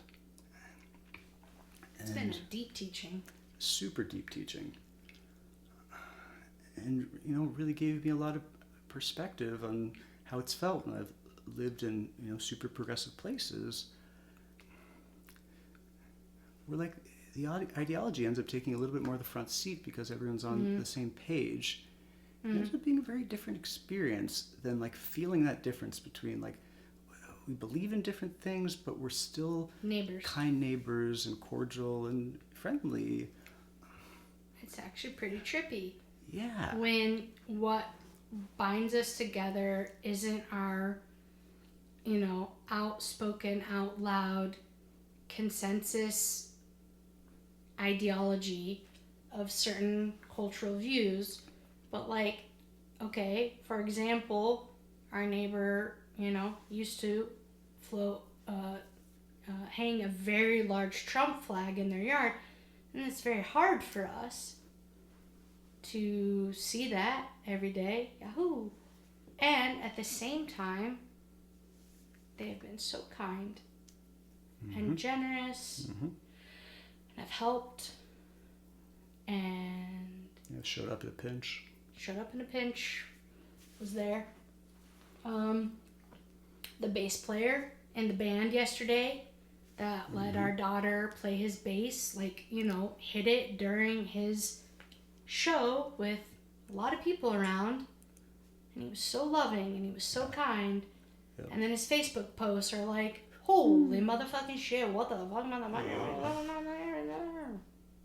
what? How do we string those two things together? It stretches me. Yeah, it stretches me. I've been really curious too about certain critiques of some progressive policy. What comes to mind right now was the drug and opiate decriminalization thing that went on in Oregon. And it kind of just it didn't go very well. And it looking back over it, from what I've read, it seems in a large part it was driven by ideology, and the place is so progressive that there wasn't much friction from the right to make some of these decisions. And so it was this idea that if we just give the freedom of just and then when they enacted their ideology, everyone was kind of scratching their heads being why didn't this work? We believe in it so much, and it's the Saturn-Neptune reality of ideology is only part of the picture, and there's the landscape, people, their limitations, their non-rational behavior. Exactly. The lack of genuine psychological understanding, which we're so largely missing. Other overlapping policy decisions and programs. And it's that probably would have gone better if there was robust pushback from the right, and strong conversations around the tension of difference. Yeah, and these questions of it gets down to these really fundamental human nature questions, can people make the right decisions for themselves? Will they take care of themselves if you leave them, to their own devices? Should the government play a role in helping people? To what degree? What kind of authority does the government have there? Yikes, is harm reduction helping, or is harm reduction partial harm? Yeah. Constant question. Very, very Saturn-Neptune questions. Yep. And so, yeah, it's living in Florida has been this cool experience of the friction, I think, of feeling my own preconceptions ideologically, my perceptions of other people's ideologically presuppositions and how I think they might be because of that, but then actually experience them in empirical real life and feeling how that is. And especially going through an actual crisis, within the span of 6 weeks, 3 hurricanes, flooding our homes in the second to 5 feet of water, and your neighbors are truly not only your life vests, but the only people on the planet who genuinely understand what you've gone through. And that bonds you no matter what your ideological visions are. There's a primality to the bonding of locality and the experiences that you go through that are totally Saturnian. And every individual, but the community as a whole, determines the meaning of that shared experience. And for better or worse, the survivors of our neighborhood have interpreted it in a way that makes me want to continue to live here, because the morale is so kind and decent and loving no matter who they voted for. And it's like I have to put that before my ideology of like whatever's going on there. Right. And that's how I've matured in large part. Absolutely. Yeah. Mm-hmm. Yeah, like the extreme counterexample would be some like very progressive, perhaps affluent person who cares very much about virtue signaling and caring about the right issues, but isn't actually embodying it, being a good person, taking care of those who aren't as fortunate as them. Yeah, that's a family I grew up in. Yeah. We're so liberal, we're so good, we believe in all the right things until it comes to our own family, and we look the other way and deny and hide and sweep under the rug, and a lot of abuse and harm is caused because of that. But hey, we're Democrats. Right. Well, I think this is kind of like another example of panacea pharmacon.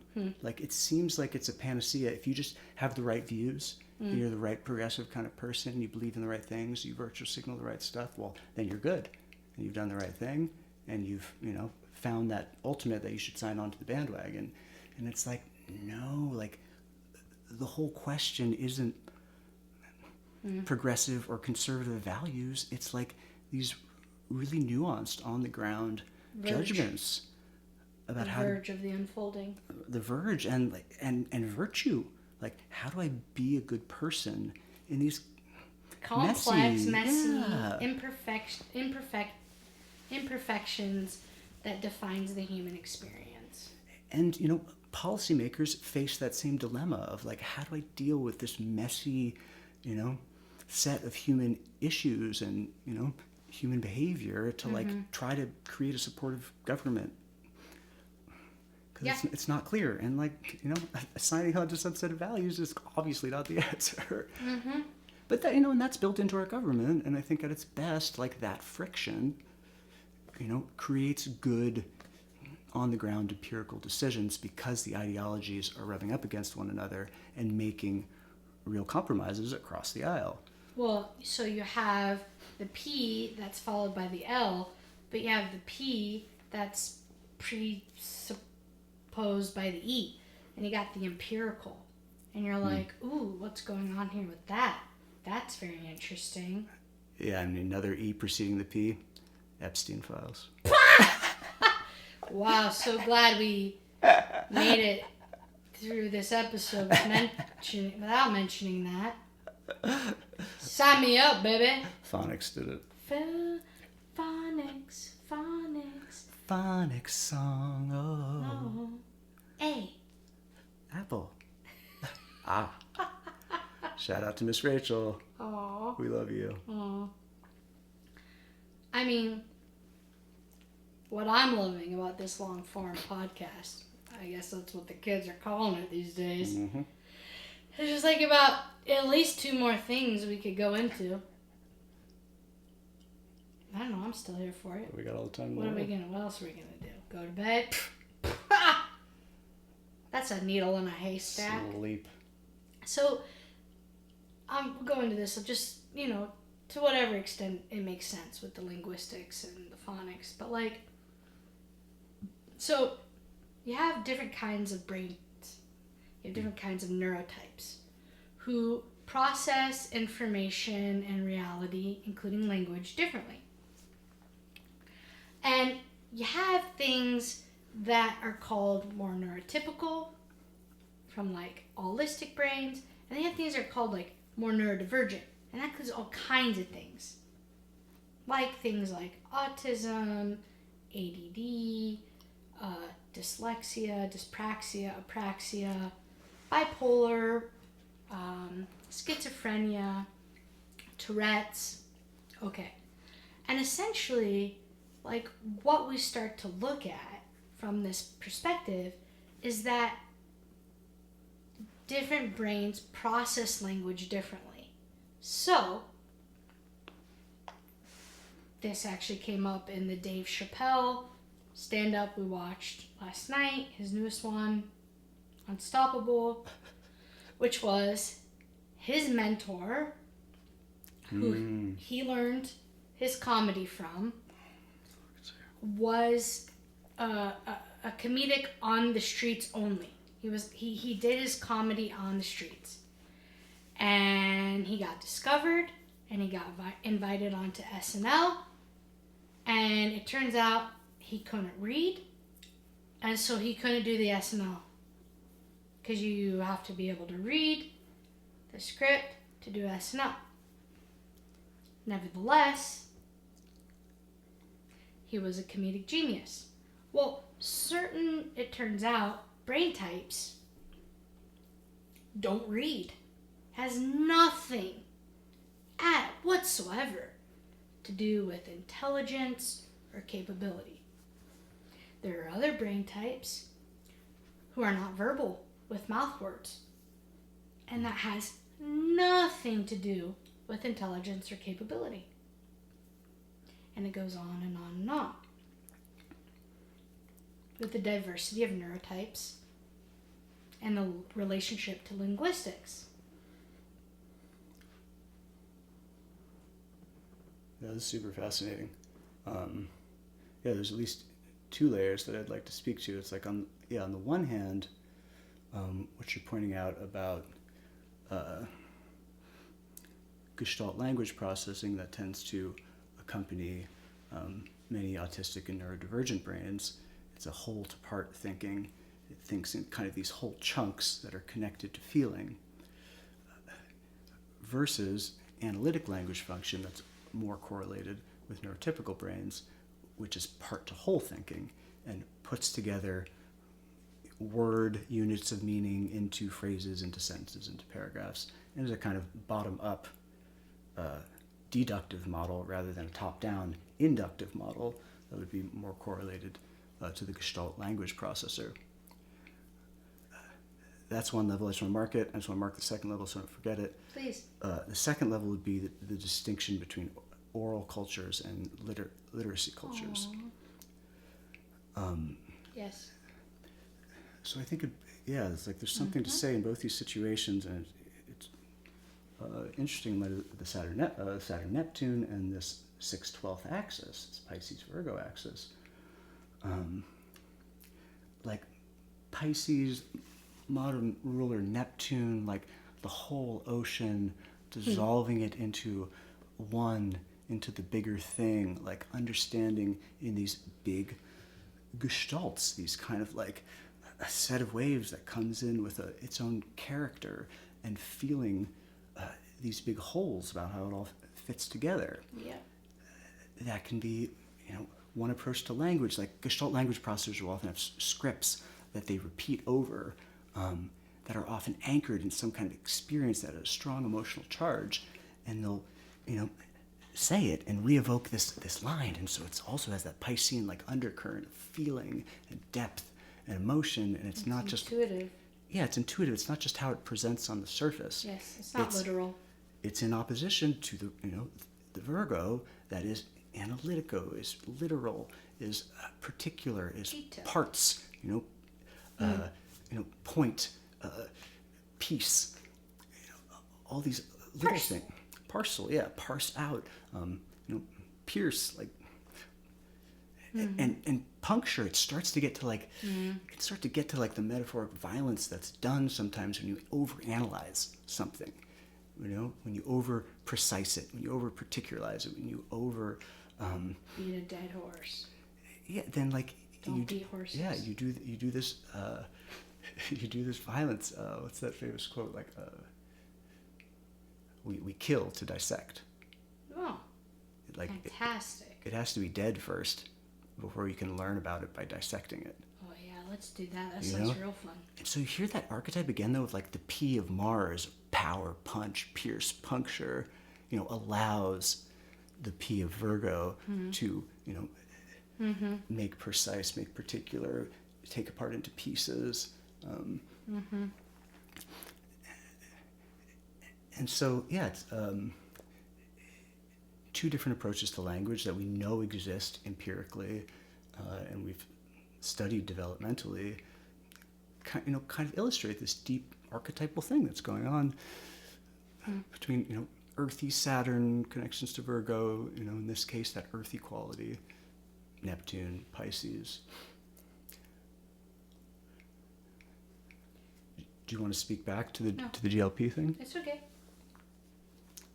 Before I mention the oral literate thing? No, please.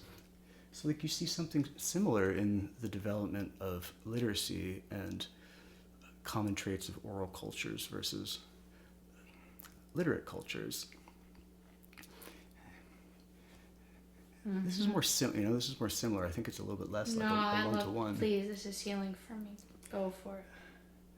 So it's like there's something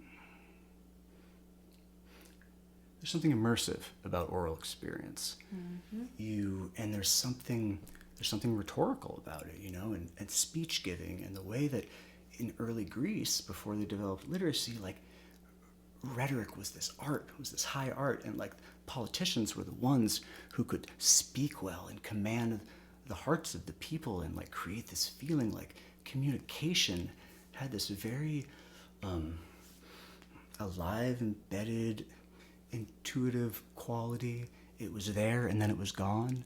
It was something of that Neptunian effervescence versus the permanence of the written word, the earthy quality of Virgo and Mercury and writing, and what happens to consciousness when instead of hearing stories around the fire, or hearing announcements at Times Square, you start reading books, being by yourself, looking at these fixed words on a page and hearing them silently inside your own head.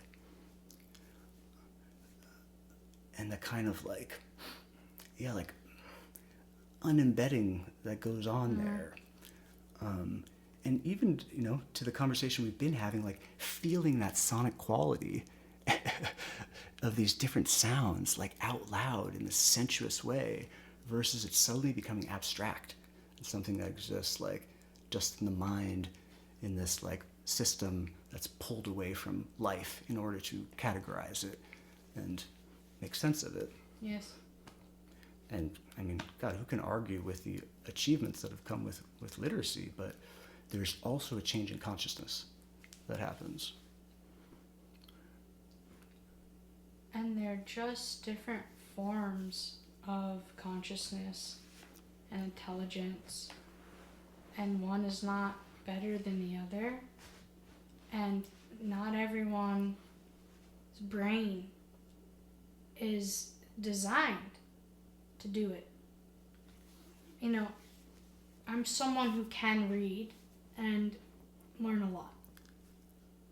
But where I do best in the oral culture is it's immersive. Because I'm autistic, I'm a Gestalt language processor, and I always say this. And the people who don't know laugh at me, and the people who do know are like, oh yeah. Put me in a space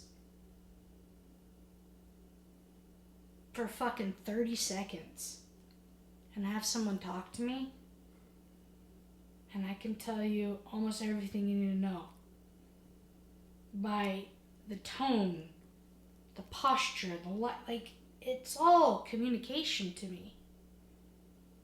And the undervaluing and mocking of that is hard, right? For the primacy of literacy. And so if you're illiterate,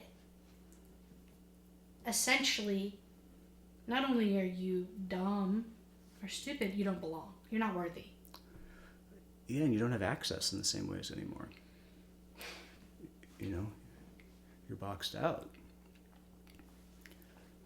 Now they have Audible, so. So, yeah, what's occurring to me now is so astrology was this big help for me on the ideological side of really embracing a diversity perspective. That both Pisces and Virgo have their place and are good, and both of them become bad when they get into their shadow qualities. And there's this diversity in the pantheon of the zodiac and the planets that values different things. And then, like, from the empirical biological side of it, like, learning about neurodiversity has showed me that there's all kinds of different brains, you know, that work differently and have different gifts. There's not one way to do it. There's not one way to be human.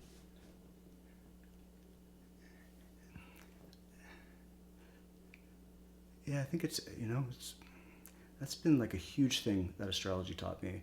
And it's also been a huge thing that neurodiversity has confirmed, you know, in this like amazing, like, it's embodied way. Yeah, scientific, neurological, mother way. Exactly. The universe is physically, biologically structured in such a way that there are literally different brain types. So for me, this nexus is super important. This used to be very hard for me to talk about. Like, how do I talk about metaphysics, this kind of like rarefied, highfalutin thing about the divine and like questions you can't answer? How do I talk that alongside social justice and these really important issues on the ground here in bodies and relationships? That was a really hard question for me when I first started at PCC, and I felt that split, and it was present in the culture of the school at the time. This like PCC on one side and women's spirituality like on the other, and I was just really sitting there being like, there must be some way to think this together. And for me, this really, you know, it's like you can really think about the embodied consequences of your metaphysics, whether you have that kind of diversity, that there isn't an ultimate, there isn't a panacea, there's a philosophy of pharmacon that sees different, you know, medicines and different doses in different situations is what's needed versus some ultimate, supreme thing. And then, yeah, to also be able to talk about it in like really embodied biological terms and questions about accessibility. Like the metaphysics and the embodiment go right together, and you can see why, you know, a diverse metaphysics like helps, you know, goes right together with a diverse embodiment and vice versa. How those things affect each other. Terry Eagleton was one of the first people who turned me on to this, and you know, I was reading T.S. Eliot in college and just thinking, oh my God, this poetry is so beautiful. And then he's like, the kind of poetry that T.S. Eliot writes encourages fascism.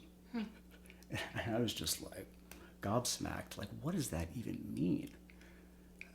And to slow down and think about the way that like a form like has an inherent politics to it, and like can, you know, even, yeah, something like this rarefied poet who has the vision of the truth, you know, can be this kind of purity, can go together with a kind of purity ideology. Again, all these questions of the container, like what are these vessels of embodiment, and like what ways do they intersect with ideologies? I think it's really sexy when you talk like this. You're turning me on. This is a different kind of foreplay. That really speaks to me. I'm courting your ideology and your vessel.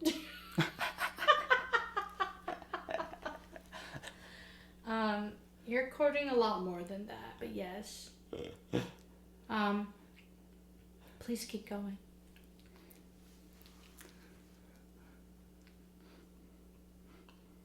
I have some things to say, but clearly you have a lot of things to say. Oh, it's all which is really making me happy, because this is fun, right? Like, just keep going with Virgo Pisces and phonics, like keep it going. Purpose and vessel, right?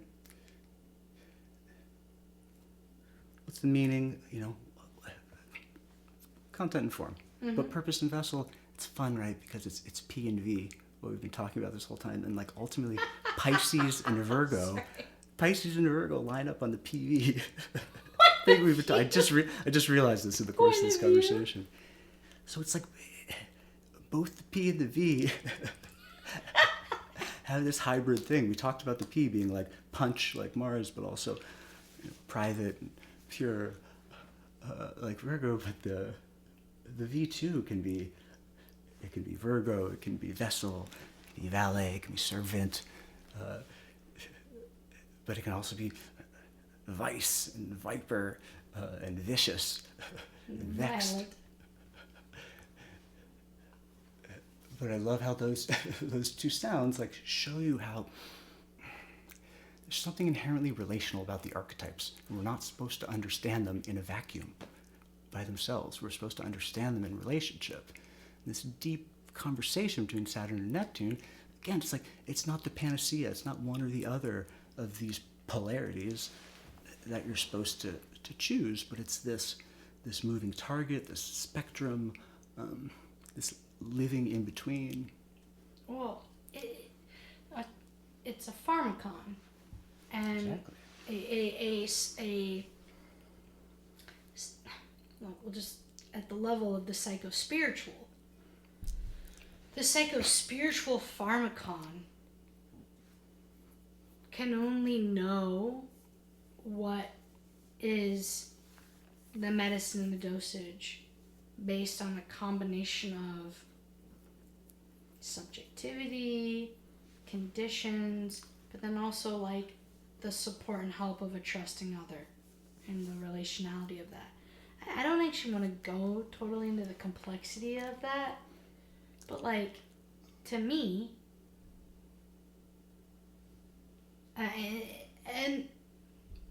and this is where what's been most mind-blowing and world-changing for me is the actual material physicality of the component of pharmacon in toxicology, which is just like literally everything is a chemical. So calling something a chemical doesn't make sense. Saying something is toxic by its nature itself is not real. There is no such thing. Toxicity is all based on dosage and the way in which it enters the system. And this directly plays into public health in so many ways, like things with vaccinations, but also let's take something like fluoride in the water. Fluoride at a certain dose not only is not toxic for the human, but actually gives medicinal benefits like a proven high level of reduction in cavities. So on a public health collective level, it's better to have fluoride in the water to reduce cavities for the masses, because that far outweighs any negative side effects that fluoride at that dosage would cause for a human being, which has proven to be non-toxic and benign. Yeah, I love that. So that's an example of that concept of pharmacon at the level of health and wellness, biological science. And just to illustrate the same concept in a totally different example, I went to this exhibition about perfumes. It was Dior or something. I know it's one of the more legacy famous ones. I can't remember. Dior counts as a legacy. That counts? Okay. Yeah. Let's do that one because not exactly my wheelhouse. Please, Dior is a good one to go with. Continue. But it was super cool because they had these different stages of making a perfume, and it didn't just gradually become what it was, but it flew all over the place. And they explained how different dosages of certain smells, it doesn't just smell more like itself, it becomes totally qualitatively different. And for example, that strong sulfur smell of rotten eggs at a much lower dosage, a microdose, is the same smell that's used in a lot of perfumes. And it smells totally different. And it was super cool. In this exhibit, they had these little hollows out in the wall you could stick your head into and smell each thing. Great example of this embodied exhibit of this thing that's very ethereal. Perfume, you can't see it, Has this very Neptunian quality. But that's just a super aesthetic example. Like aesthetically, we can see that in different dosages, you get a totally different quality of thing. It's like it's something different.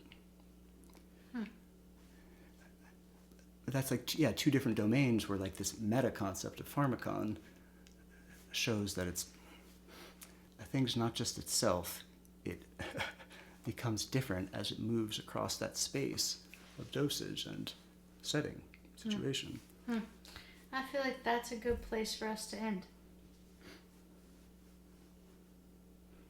Me too. Thank you, Jessica. No. Oh. Thank you, Travis. Always a pleasure. No. Yes. The pleasure is all ours.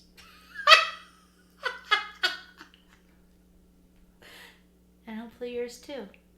We are dreamed into existence.